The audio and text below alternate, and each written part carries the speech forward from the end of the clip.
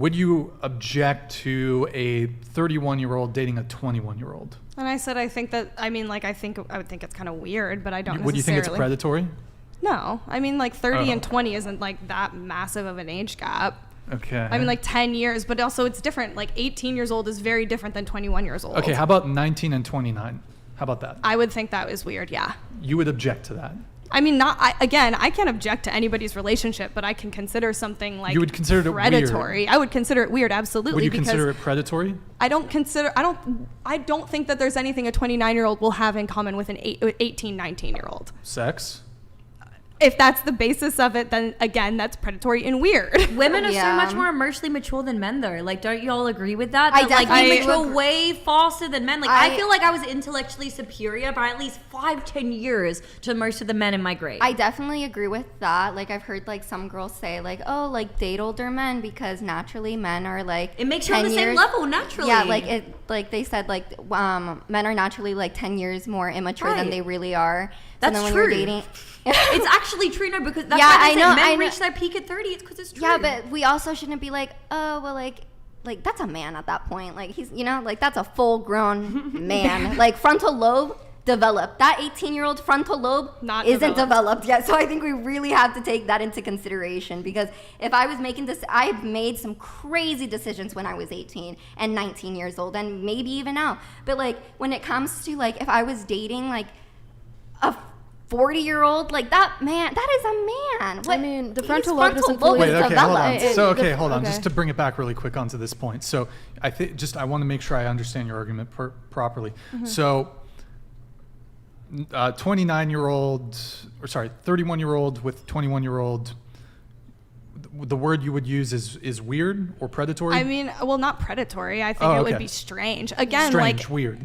Again, my argument is mainly against teenagers. I don't think that 40-year-old men should be going after 18 and 19-year-olds. I think that that's predatory. Well, the brain isn't fully developed until the age of 25. So are you saying that we should up the age of consent to 25? No, I'm saying that's not what anyone is saying. That's not what I said at all. I said if a 19-year-old wants to talk to an 18-year-old, that's completely viable and completely like normal. That's a normal age. Okay. Yeah. So hold on, just a question. So okay, let's use teenager, right? So 19-year-old. Mm-hmm. We'll use a 19-year-old that's still a teenager, although I think it is a bit, it's like you're using language to like, because a teenager could also be someone who's 13. Right. But like, it's a bit like you're trying to paint it in a certain way. But fine, let's say a 19-year-old. You would object to 19 and 29. Yeah. Okay. Not object. Okay, and would you object to a 19-year-old woman starting an OnlyFans? Yeah. I already said that, yes. Yeah. Oh, you would? I did, yes. Okay, darn, you've got me. Okay, well, I already said I think what's the minimum age then to start an OnlyFans?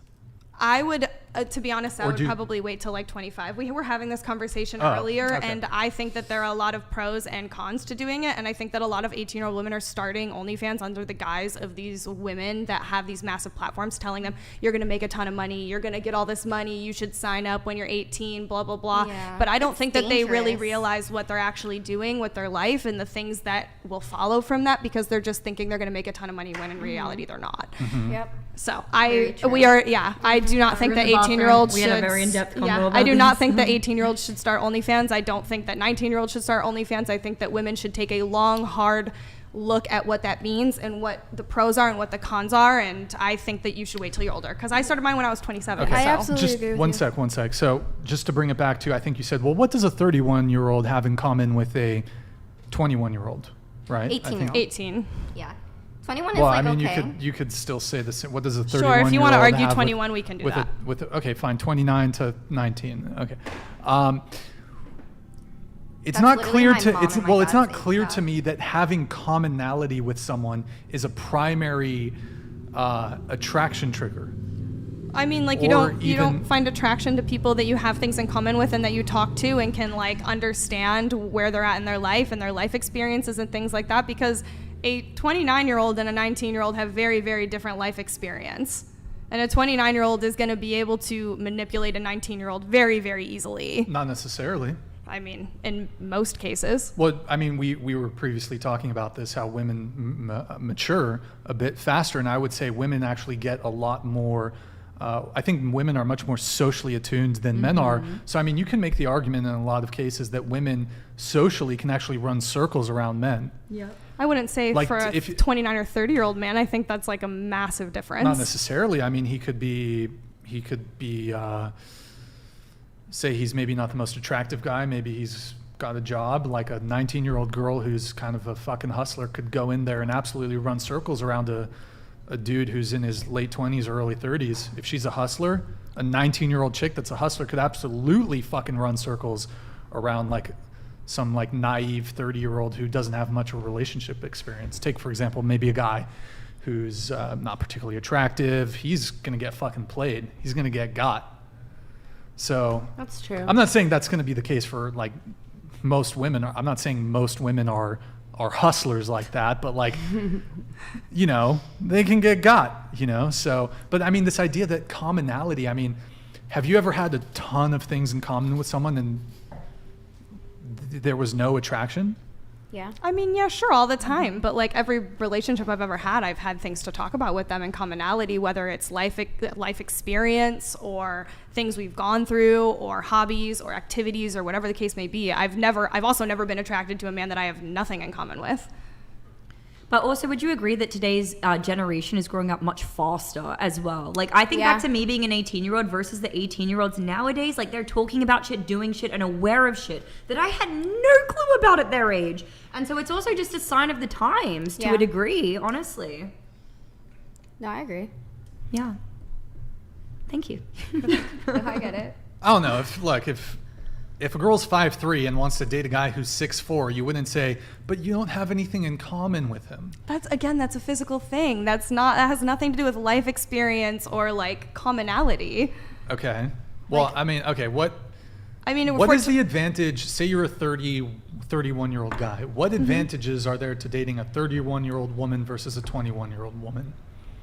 I mean, as far as life experience, already having partnerships, knowing what you want, knowing what you don't want, being able to talk about those things, having healthy communication and boundaries because you've put in the work through your 20s in order to have those healthy relationships. A 19-year-old probably hasn't done that. So what I hear is more sexual partners, more relationship baggage, more relationship trauma. I don't consider any of that because every relationship that I've been in, I wouldn't consider traumatic. I mean, a lot of those were experiences that I had positive experiences with people that I dated where I came out and I said, you want to know what? Like, I really like this about him and I really didn't like this. And this is something that I realized in my life that this is something I don't agree with or want. I mean, go back to Jonah Hill. If I was him and I started dating that surfer girl after all of my other experiences, I go, you know what, this doesn't really align with what I want in my life, so I would just choose not to date that person.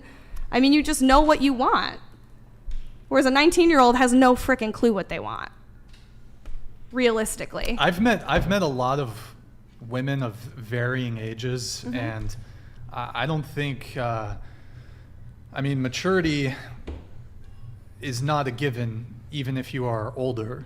There's a lot of immature people, a lot of people with trauma and baggage and issues that you can find at pretty much any age.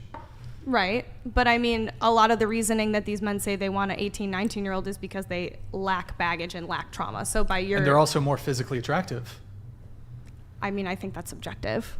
Well, I mean, how dare a man be attracted to a woman at the height of her physical attractiveness and fertility? I didn't say that he can't be attracted to somebody that age, but I think when you get to a certain point, it's more so like, oh, she lacks experience. I'm able to take advantage of that. She doesn't have these hang-ups. That's kind of projection. But you're implying that primordial attraction is predatory. I mean, it could be predatory, but that's not always the case.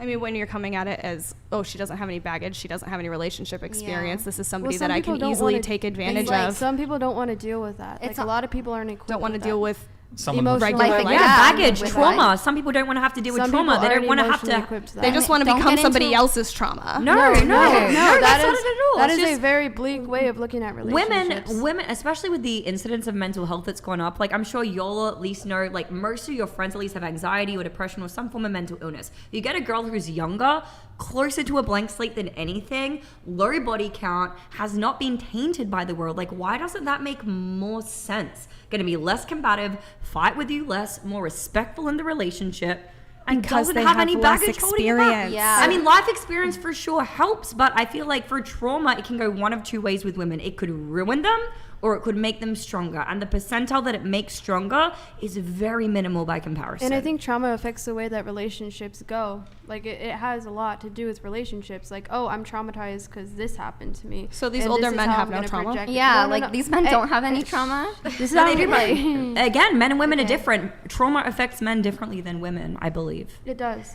And I don't think it's the partner's responsibility to have someone with that amount of emotional baggage. I think it's absolutely okay to be like, I don't want someone who is still dealing with these problems. Like, maybe if they've healed from it, it's fine. But like, there's certain people who aren't equipped to deal with that sort of thing. And some people don't want a relationship. Some people are seeking casual relationships. You don't want to, and they don't seek out relationships with this amount of depth to them. And so you don't really want someone who might, harm them in some way, not harm physically or harm emotionally, but there are certain behaviors that traumatized people might exhibit due to their trauma that might hurt the relationship. And I myself have trauma, and I'm not going to go ahead and dump it, but I'm saying that has absolutely affected the way I've interacted with people. That's affected the way that I've loved people. That's affected the way that I've received love. And I think it's just not, I don't blame the people for not wanting that. What's your question? Then we have a couple chats. Go ahead. I was just going to ask, I'm curious if anyone knows, how does trauma affect men and women differently, or like how does that come out differently? If anything, what I've heard is that men with mental disorders and usually show it way more than women do. Like borderline personality disorder, men tend to be way more aggressive than women do, than women are. So I think you are a little bit wrong with that, because some men simply cannot control themselves. Well, that's the way it's exhibited. It's going back to the saying that like men and women commit suicide equally, but most men actually die of suicide because when it hits them, it's going to actually affect them. Most women attempt more because, let me finish.